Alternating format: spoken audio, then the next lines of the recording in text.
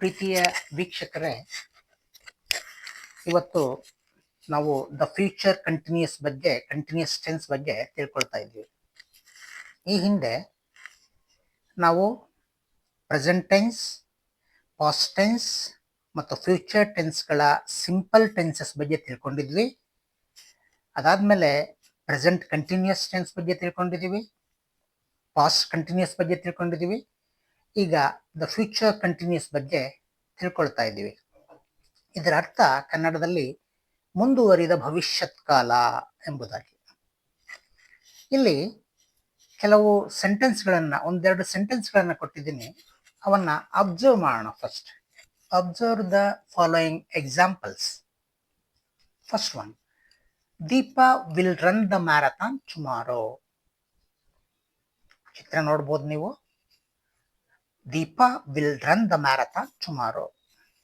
Second sentence, this time tomorrow Deepa will be running the marathon. You can see the picture.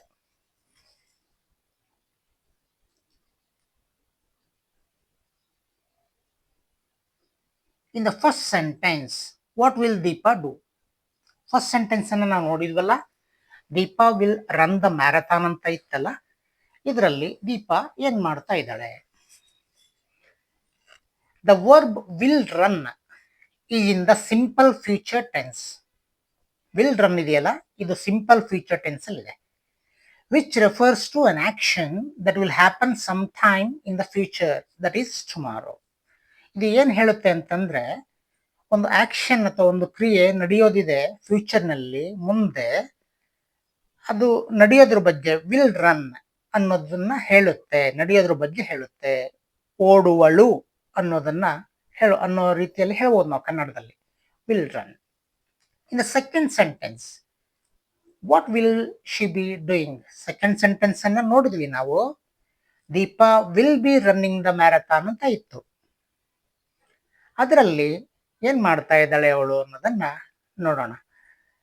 The verb will be running refers to an action which will happen in future and continue over a period of time in the future. It means that she'll be in the middle of running the marathon tomorrow at the said time.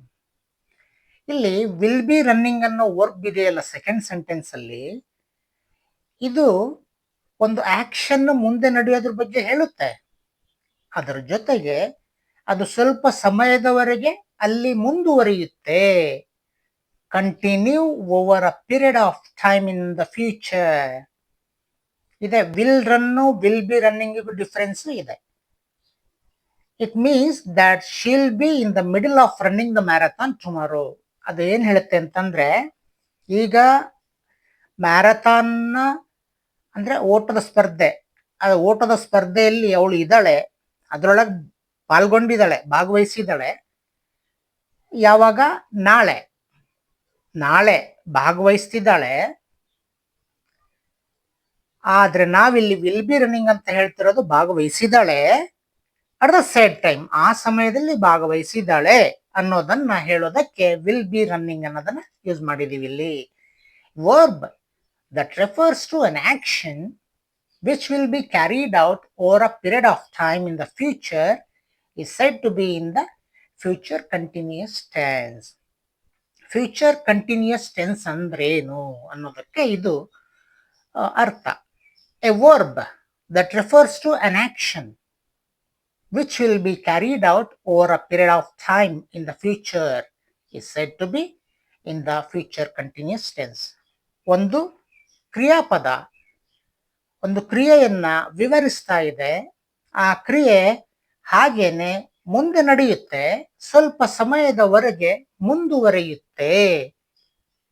ಮುಂದೆ ನಡೆಯೋದಿದು ಭವಿಷ್ಯದಲ್ಲಿ, ಹಾಗೇನೆ ಸ್ವಲ್ಪ ಸಮಯದ ತನಕ ಅದು ಹಾಗೇನೆ ಮುಂದುವರಿಯುತ್ತೆ ಅನ್ನೋದನ್ನ ಹೇಳ್ತಕ್ಕಂಥದ್ದೇ future continuous tense. Users of future continuous tense. ಏನು ಉಪಯೋಗ ಈ ಫ್ಯೂಚರ್ ಕಂಟಿನ್ಯೂಸ್ ಟೆನ್ಸ್ ಇಂದ ಅನ್ನೋದನ್ನ ನೋಡೋಣ. Next, to describe an action that will be continuing over a period of time in the future. ಮುಂದೆ ನಡೀತಕ್ಕಂಥ ಒಂದು ಕ್ರಿಯೆಯನ್ನ ವರ್ಣಿಸೋದಕ್ಕೆ ಇದನ್ನ ಬಳಸ್ತೀವಿ. ಆ ಕ್ರಿಯೆ ಹಾಗೇನೆ ಸ್ವಲ್ಪ ಸಮಯದವರೆಗೆ ಮುಂದುವರಿಯುತ್ತೆ ಅಂತದನ್ನ ಹೇಳೋದಕ್ಕೆ ಇದನ್ನ ಬಳಸ್ತೀವಿ. Example, Mahesh will be travelling the day after tomorrow. Mahesh ಪ್ರಯಾಣವನ್ನ ಬೆಳೆಸ್ತಾನೆ. ಯಾವಾಗ? ನಾಳೆ ಇಲ್ಲ ನಾಡಿದ್ದು. To refer to events expected or planned to take place in the near future. This is preferred to simple future. ನೋಡಿ, ಈಗ ಪ್ಲಾನ್ ಮಾಡ್ಕೊಂಡಿದ್ದೀವಿ ಮುಂದೆ ನಡೆಯುವಂತಹ ಕೆಲವು ಘಟನೆಗಳನ್ನ ಹೇಳೋದಕ್ಕೆ. ಅವುಗಳನ್ನ ಹೇಳುವಾಗ ನಾವು ಈ ಫ್ಯೂಚರ್ ಟೆನ್ಸ್ ಅನ್ನ, ಫ್ಯೂಚರ್ ಕಂಟಿನ್ಯೂಸ್ ಟೆನ್ಸ್ ಅನ್ನ ಬಳಸ್ತೀವಿ. ಇದು ಎರಡನೇ ಉಪಯೋಗ. ಎಕ್ಸಾಂಪಲ್ಗಳನ್ನ ನೋಡೋದಾದ್ರೆ, we shall be visiting the planetarium next week. ನಾವು ಪ್ಲಾನಿಟೋರಿಯಂ ಅನ್ನ ವಿಸಿಟ್ ಮಾಡುತ್ತಿರುತ್ತೇವೆ ನೆಕ್ಸ್ಟ್ ವೀಕ್, ಮುಂದಿನ ವಾರದಲ್ಲಿ. ಎರಡನೇದು example, the teacher will be meeting the principal tomorrow. ಶಿಕ್ಷಕರು ಪ್ರಾಂಶುಪಾಲರನ್ನ ನಾಳೆ ಭೇಟಿ ಮಾಡುತ್ತಿರುತ್ತಾರೆ. How to form the future continuous tense. Future continuous tense ಅನ್ನ ಹೇಗೆ ರಚನೆ ಮಾಡೋದು? ಇಲ್ಲಿ ಫ್ಯೂಚರ್, ಅದರಲ್ಲಿ ಟು ಬಿ ಫಾರ್ಮ್ಗಳು ಯಾವ್ಯಾವ ಬರ್ತವೆ ಅಂತಂದ್ರೆ ಬಹಳ ಇಂಪಾರ್ಟೆಂಟ್ ನೋಡಿ. Will be or shall be. Will be or shall be. ಇಲ್ಲಿ ಮೈನ್ ವರ್ಬ್ ಜೊತೆಗೆ ING ಫಾರ್ಮ್ ಅನ್ನ ಸೇರಿಸ್ತೀವಿ ನಾವು. ಮೈನ್ ವರ್ಬ್ ಯಾವ್ದಿದೆ? ಎಕ್ಸಾಂಪಲ್ ಪ್ಲೇ ಅಂತ ತಗೊಂಡ್ರೆ ಅದಕ್ಕೆ ING ಫಾರ್ಮ್ ಪ್ಲೇಯಿಂಗ್ ಆಗುತ್ತೆ. ಇದು ಫ್ಯೂಚರ್ ಕಂಟಿನ್ಯೂಸ್ ಟೆನ್ಸ್ ಅಲ್ಲಿ ಉಪಯೋಗ ಮಾಡತಕ್ಕಂಥದ್ದು. ಇಲ್ಲಿ ಟು ಬಿ ಫಾರ್ಮ್ಗಳು will be or shall be. Conjugates of future continuous tense of the verb to play are as follows. ಇಲ್ಲಿ ರೂಪಭೇದಗಳು ಯಾವ ರೀತಿ ಇದಾವೆ ಅನ್ನೋದನ್ನ ನೋಡೋಣ. ವರ್ಬ್ ಯಾವುದು ಅಂತಂದ್ರೆ to play. Person, first person, second person, third person, ಅದರಲ್ಲಿ ಸಿಂಗುಲರ್, ಪ್ಲೂರಲ್ ಅಲ್ಲಿ ಯಾವ ರೀತಿಯ ಬದಲಾವಣೆಗಳನ್ನ ಹೊಂದುತ್ತವೆ ಇವು ಅನ್ನೋದನ್ನ ನೋಡೋಣ. ಫಸ್ಟ್ ಪರ್ಸನ್ ಅಲ್ಲಿ singular I shall be playing. Plural ಅಲ್ಲಿ we shall be playing. Second person ಅಲ್ಲಿ you will be playing. Plural ಅಲ್ಲಿ you will be playing. Third person ಅಲ್ಲಿ he will be playing, she will be playing, it will be playing. ಅದೇ plural ಅಲ್ಲಿ they will be playing. ಈಗ ನಾವು ನೋಡಿರೋ ಹಾಗೆ assertive sentence ಅನ್ನ ನೋಡಿದೀವಿ. ಆದ್ರೆ ಅದೇ ಅಸರ್ಟಿವ್ ಸೆಂಟೆನ್ಸ್ ಅನ್ನ ಕೆಲವು ಬದಲಾವಣೆ ಮಾಡೋದಕ್ಕೆ ನಾನು ಈ ಹಿಂದೆ ಕೊಟ್ಟಿರತಕ್ಕಂಥ ಉದಾಹರಣೆಯನ್ನೇ ಪ್ರೆಸೆಂಟ್ ಟೆನ್ಸ್ ಮತ್ತೆ ಪಾಸ್ಟ್ ಟೆನ್ಸ್ ಅಲ್ಲಿ ಪಾಸ್ಟ್ ಕಂಟಿನ್ಯೂಸ್ ಟೆನ್ಸ್ ಅಲ್ಲಿ ಕೊಟ್ಟಿರ್ತಕ್ಕಂಥ ವರ್ಬನ್ನೇ ತಗೊಂಡು ಅದನ್ನೇ ಕಂಟಿನ್ಯೂ ಮಾಡಿದ್ದೀನಿ, ನೀಟಾಗಿ ಅರ್ಥ ಆಗುತ್ತೆ ಅಂತ ನೋಡಿ. These assertive sentences of the future continuous tense are formed by using shall be or will be plus ING form of the verb after the subject. I or we shall be teaching English grammar. ನಾನು English ವ್ಯಾಕರಣವನ್ನ ಕಲಿಸುತ್ತಿರುವೆನು. ನೋಡಿ, ಕನ್ನಡದಲ್ಲೂ ಕೊಟ್ಟಿದ್ದೀನಿ ಈ ಸಲ. ಅದೇ ವಿ ಆದ್ರೆ ನಾವು ಇಂಗ್ಲಿಷ್ ವ್ಯಾಕರಣವನ್ನ ಕಲಿಸುತ್ತಿರುವೆವು. You will be teaching English grammar. ನೀನು ಇಂಗ್ಲಿಷ್ ವ್ಯಾಕರಣವನ್ನ ಕಲಿಸುತ್ತಿರುವಿ. ಪ್ಲೂರಲ್ ಅಲ್ಲಿ you will be teaching English grammar. ನೀವು ಇಂಗ್ಲಿಷ್ ವ್ಯಾಕರಣವನ್ನ ಕಲಿಸುತ್ತಿರುವಿರಿ. ಥರ್ಡ್ ಪರ್ಸನ್ ಅಲ್ಲಿ he, she, it will be teaching English grammar. ಅವನು ಇಂಗ್ಲಿಷ್ ವ್ಯಾಕರಣವನ್ನ ಕಲಿಸುತ್ತಿರುವನು. ಅವಳು ಇಂಗ್ಲಿಷ್ ವ್ಯಾಕರಣವನ್ನ ಕಲಿಸುತ್ತಿರುವಳು. ಅದು ಇಂಗ್ಲಿಷ್ ವ್ಯಾಕರಣವನ್ನ ಕಲಿಸುತ್ತಿರುವುದು ಅನ್ನೋದು ಇದರ ಅರ್ಥ ಆಗುತ್ತೆ. ಅದೇ ಥರ್ಡ್ ಪರ್ಸನ್ ಪ್ಲೂರಲ್ ಅಲ್ಲಿ ನೋಡೋಣ. They will be teaching English grammar. ಅವರು ಇಂಗ್ಲಿಷ್ ವ್ಯಾಕರಣವನ್ನ ಕಲಿಸುತ್ತಿರುವರು. ಈಗ ಅಸರ್ಟಿವ್ ನೋಡಿದ್ವಿ, ಅದನ್ನೇ ನೆಗೆಟಿವ್ ಮಾಡೋದು ಹೇಗೆ ಅಂತ ನೋಡೋಣ.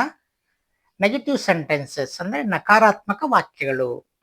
These negative sentences of the future continuous tense are formed by inserting not between shall or will and the main verb of the assertive form. ಈ assertive form ನೋಡಿದ್ವಲ್ಲ ನಾವು, ಅಸರ್ಟಿವ್ ಫಾರ್ಮ್ ಅಲ್ಲಿ shell ಮತ್ತೆ will ನಡುವೆ not ಅನ್ನೋದನ್ನ ಸೇರಿಸೋದ್ರ ಮೂಲಕ ನಾವು negative form ಅನ್ನ ಮಾಡಬಹುದು. ಇಲ್ಲಿ ನೋಡಿ, I shall not be teaching English grammar. ನಾನು ಇಂಗ್ಲಿಷ್ ವ್ಯಾಕರಣವನ್ನ ಕಲಿಸುತ್ತಿರುವುದಿಲ್ಲ. We shall not be teaching English grammar. ನಾವು ಇಂಗ್ಲಿಷ್ ವ್ಯಾಕರಣವನ್ನ ಕಲಿಸುತ್ತಿರುವುದಿಲ್ಲ. ಸೆಕೆಂಡ್ ಪರ್ಸನ್ ಅಲ್ಲಿ you will not be teaching English grammar. ನೀನು ಇಂಗ್ಲಿಷ್ ವ್ಯಾಕರಣವನ್ನ ಕಲಿಸುತ್ತಿರುವುದಿಲ್ಲ. ಪ್ಲೂರಲ್ ಅಲ್ಲಿ ನೀವು ಇಂಗ್ಲಿಷ್ ವ್ಯಾಕರಣವನ್ನ ಕಲಿಸುತ್ತಿರುವುದಿಲ್ಲ. ಥರ್ಡ್ ಪರ್ಸನ್ ನೋಡೋಣ. He, she, it will not be teaching English grammar. ಅವನು ಇಂಗ್ಲಿಷ್ ವ್ಯಾಕರಣವನ್ನ ಕಲಿಸುತ್ತಿರುವುದಿಲ್ಲ. ಅವಳು ಇಂಗ್ಲಿಷ್ ವ್ಯಾಕರಣವನ್ನ ಕಲಿಸುತ್ತಿರುವುದಿಲ್ಲ. ಅದು ಇಂಗ್ಲಿಷ್ ವ್ಯಾಕರಣವನ್ನು ಕಲಿಸುತ್ತಿರುವುದಿಲ್ಲ. ಥರ್ಡ್ ಪರ್ಸನ್ ಪ್ಲೂರಲ್ ಅಲ್ಲಿ they will not be teaching English grammar. ಅವರು ಇಂಗ್ಲಿಷ್ ವ್ಯಾಕರಣವನ್ನ ಕಲಿಸುತ್ತಿರುವುದಿಲ್ಲ. ನೆಗೆಟಿವ್ ಅಲ್ಲಿ ಬಹಳ ಇಂಪಾರ್ಟೆಂಟ್ ಅಂದ್ರೆ ನಾಟ್ ಅನ್ನ ಸೇರಿಸ್ತೀವಿ ನಾವು. ವಿಲ್ ಅಥವಾ ಶೆಲ್ ನಂತರ ಮತ್ತೆ ಮೇನ್ ವರ್ಬ್ನ ಹಿಂದೆ ಅನ್ನೋದನ್ನ ನಾವು ನೋಡ್ಕೊಂಡ್ವಿ ಅಲ್ವಾ. ರೈಟ್. ಈಗ ಇಂಟ್ರಾಗೇಟಿವ್ ಸೆಂಟೆನ್ಸ್ ಅನ್ನ ಹೇಗ್ ಮಾಡೋದು? ಫ್ಯೂಚರ್ ಕಂಟಿನ್ಯೂಸ್ ಟೆನ್ಸ್ ಅಲ್ಲಿ ಇಂಟ್ರಾಗೇಟಿವ್ ಅನ್ನ ಹೇಗ್ ಮಾಡೋದು ಅಂದ್ರೆ ಪ್ರಶ್ನಾರ್ಥಕ ವಾಕ್ಯಗಳು. These interrogative sentences of the future continuous tense are formed by shifting shall or will of the assertive form to the beginning of the sentences. ನಾನು ಮೊದಲೇ ಹೇಳಿದ ಹಾಗೆ ಅಸರ್ಟಿವ್ ಸೆಂಟೆನ್ಸ್ ಅಂತಂದ್ರೆ ಅದು ಮೂಲ ರೂಪ, ಯಾವುದೇ ಒಂದು ಟೆನ್ಸ್ ನ ಮೂಲ ರೂಪ. ಅದನ್ನ ನಾವು ನೆಗೆಟಿವ್ ಇಂಟ್ರಾಗೇಟಿವ್ ಮಾಡೋದೆಲ್ಲ ಅಲ್ಲಿಂದನೇ ಬದಲಾವಣೆಗಳನ್ನು ಮಾಡ್ತಾ ಬರ್ತೀವಿ. ಇಲ್ಲಿ ಅಸರ್ಟಿವ್ ನ ಅಲ್ಲಿರ್ತಕ್ಕಂಥ ಶೆಲ್ ಅಥವಾ ವಿಲ್ ಅನ್ನ ನಾವು ಏನ್ ಮಾಡ್ತೀವಿ? ಶಿಫ್ಟ್ ಮಾಡ್ತೀವಿ. ಎಲ್ಲಿಗೆ? ಬಿಗಿನಿಂಗ್ ಆಫ್ ದ ಸೆಂಟೆನ್ಸ್, ವಾಕ್ಯದ ಪ್ರಾರಂಭಕ್ಕೆ. ಆ ರೀತಿ ಮಾಡಿದಾಗ ಅದು ಇಂಟ್ರಾಗೇಟಿವ್ ಸೆಂಟೆನ್ಸ್ ಆಗುತ್ತೆ. ಎಕ್ಸಾಂಪಲ್ ನ ನೋಡೋಣ. Shall we be teaching English grammar? ನಾವು ಇಂಗ್ಲಿಷ್ ವ್ಯಾಕರಣವನ್ನ ಕಲಿಸುತ್ತಿರುವೆವೆ. Shall I be teaching English grammar? ನಾನು ಇಂಗ್ಲಿಷ್ ವ್ಯಾಕರಣವನ್ನ ಕಲಿಸುತ್ತಿರುವೆನೆ. ಸೆಕೆಂಡ್ ಪರ್ಸನ್ ಅಲ್ಲಿ will you be teaching English grammar? ನೀನು ಇಂಗ್ಲಿಷ್ ವ್ಯಾಕರಣವನ್ನ ಕಲಿಸುತ್ತಿರುವೆಯಾ? Will you be teaching English grammar? ನೀವು ಇಂಗ್ಲಿಷ್ ವ್ಯಾಕರಣವನ್ನ ಕಲಿಸುತ್ತಿರುವಿರಾ? Third person will he or will she or will it be teaching English grammar? ಅವನು ಇಂಗ್ಲಿಷ್ ವ್ಯಾಕರಣವನ್ನ ಕಲಿಸುತ್ತಿರುವನೆ? ಅವಳು ಇಂಗ್ಲಿಷ್ ವ್ಯಾಕರಣವನ್ನ ಕಲಿಸುತ್ತಿರುವಳೆ? ಅದು ಇಂಗ್ಲಿಷ್ ವ್ಯಾಕರಣವನ್ನ ಕಲಿಸುತ್ತಿರುವುದೇ? ಇದು ಥರ್ಡ್ ಪರ್ಸನ್ ಸಿಂಗುಲರ್ ಆದ್ರೆ ಥರ್ಡ್ ಪರ್ಸನ್ ಪ್ಲೂರಲ್ ಅಲ್ಲಿ will they B teaching English grammar? ಅವರು ಇಂಗ್ಲಿಷ್ ವ್ಯಾಕರಣವನ್ನ ಕಲಿಸುತ್ತಿರುವರೇ? ನೆಕ್ಸ್ಟ್ ಇಂಟ್ರಾಗೇಟಿವ್ ಆಯ್ತು. ಈಗ WH ಕ್ವಶನ್ಸ್ ಅನ್ನ ನೋಡೋಣ. These WH questions of the future continuous tense are formed by using WH words to the beginning of the sentences. ವಾಕ್ಯದ ಪ್ರಾರಂಭದಲ್ಲಿ WH ವರ್ಡ್ಗಳನ್ನ ಸೇರಿಸೋದ್ರ ಮೂಲಕ ನಾವು WH question ಆಗಿ ಮಾಡಬಹುದು. ಒಂದನೇದು, what shall I or we be teaching. ನಾನು ಏನು ಕಲಿಸುತ್ತಿರುವೆ, ನಾವು ಏನು ಕಲಿಸುತ್ತಿರುವೆವು. ಎರಡನೇದು, what will you be teaching. ನೀನು ಏನು ಕಲಿಸುತ್ತಿರುವೆ, ಅದೇ ಪ್ಲೂರಲ್ ಅಲ್ಲಿ what will you be teaching. ನೀವು ಏನು ಕಲಿಸುತ್ತಿರುವಿರಿ. ಥರ್ಡ್ ಪರ್ಸನ್ ಅಲ್ಲಿ what will he be teaching. ಅವನು ಏನು ಕಲಿಸುತ್ತಿದ್ದಾನೆ. What will she be teaching. ಅವಳು ಏನು ಕಲಿಸುತ್ತಿದ್ದಾಳೆ. What will it be teaching. ಅದು ಏನು ಕಲಿಸುತ್ತಿದೆ. ಥರ್ಡ್ ಪರ್ಸನ್ ಪ್ಲೂರಲ್ ಅಲ್ಲಿ what will they B teaching. ಅವರು ಏನು ಕಲಿಸುತ್ತಿರುವರು ಅನ್ನೋದನ್ನ ನಾವು ಮಾಡಬಹುದು ಈ ರೀತಿಯಾಗಿ ಅಂತ ಹೇಳ್ತಾ, ಇಲ್ಲಿ ಎಕ್ಸರ್ಸೈಸ್ ಅನ್ನ ಕೊಟ್ಟಿದ್ದೀನಿ. ದಯಮಾಡಿ ಇದನ್ನ ಮಾಡಿದ್ರೆ ಬಹಳ ಇಂಪ್ರೂವ್ ಆಗ್ಲಿಕ್ಕೆ ಸಾಧ್ಯತೆ ಇದೆ ನಾವು ಅಂತ ಹೇಳ್ತಾ, exercise in grammar. Right in your notebook that conjugates of the following verbs for future continuous tense. ನಾನು ಆಗ್ಲಲ್ಲಿ ತೋರಿಸಿದ್ದೀನಿ. ಪ್ಲೇ ಅನ್ನೋದನ್ನ ಅದರ ಕಂಜುಗೇಷನ್ಸ್ ಅನ್ನ ತಿಳಿಸಿದ್ದೀನಿ ನಾನು. ನೀವಿಲ್ಲಿ ನಿಮಗೆ 4 ವರ್ಬ್ಗಳನ್ನ ಕೊಟ್ಟಿದ್ದೀನಿ. ಇವುಗಳ ಕಂಜುಗೇಷನ್ಸ್ ಅನ್ನ ನಾವು ಬರ್ಕೊಂಡ್ರೆ ಪ್ರತಿಯೊಂದು ಪರ್ಸನ್ ಅಲ್ಲಿ, ಫಸ್ಟ್ ಪರ್ಸನ್ ಅಲ್ಲಿ, ಸೆಕೆಂಡ್ ಪರ್ಸನ್ ಅಲ್ಲಿ, ಥರ್ಡ್ ಪರ್ಸನ್ ಅಲ್ಲಿ ಯಾವ ರೀತಿ ಬದಲಾವಣೆಗಳಾಗ್ತದೆ ಸಿಂಗ್ಯುಲರ್ ಅಲ್ಲಿ ಮತ್ತೆ ಪ್ಲೂರಲ್ ಅಲ್ಲಿ ಅನ್ನೋದು ನಮ್ ಗಮನಕ್ಕೆ ಬರ್ತದೆ. ಬಹಳಷ್ಟು ನಮಗೆ ಮನವರಿಕೆ ಆಗ್ತದೆ. ಇದ್ರ ಮೂಲಕ ನಾವು ಉತ್ತಮವಾಗಿ ಪ್ರಾಕ್ಟೀಸ್ ಮಾಡಿದ, ಹಂಗಾಗಿ ನಮಗೆ ಚೆನ್ನಾಗಿ ನೆನಪಿನಲ್ಲಿ ಉಳಿತದೆ ಅನ್ನೋ ಮಾತನ್ನ ಹೇಳೋಕೆ ಇಷ್ಟಪಡ್ತೀನಿ. ಇದನ್ನ ಮಾಡಿ ಅಂತ ಹೇಳ್ತಾ, ಇಷ್ಟೋ ತನಕ ನೀವು ವಾಚ್ ಮಾಡಿದ್ದಕ್ಕೆ ನಿಮಗೆ ತುಂಬ ಹೃದಯದ ಧನ್ಯವಾದಗಳು. Thank you for watching.